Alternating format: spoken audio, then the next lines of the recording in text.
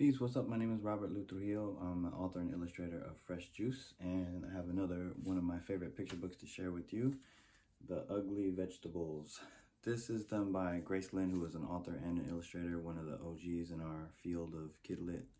And I've had this book, I think, ever since my 20-year-old was a little one, and I always loved the theme of the story. It's a story about patience because it has to do with growing vegetables. It's about honoring your heritage and like your ancestors, in this case your fruits or your vegetables, and it's about sharing, and it's about survival. This is one of my favorite scenes from the book. The little kid, and you gotta bless the mom, she's very patient.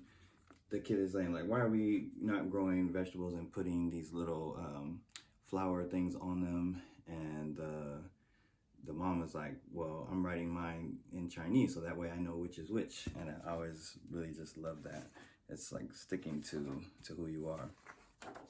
Also really love this part in the story. The little kid is kind of just not jealous, but just curious of like, all these other people are growing flowers that are really pretty. Why are we just growing vegetables that look not so pretty?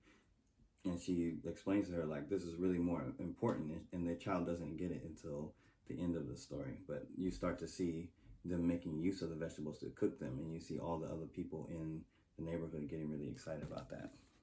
And then in the back of the book, it gives you a little bit of a guide on like the names of the vegetables, and even a recipe to make something with it, which I won't spoil. But Ugly Vegetables is a classic one by Grace Lynn. Check it out.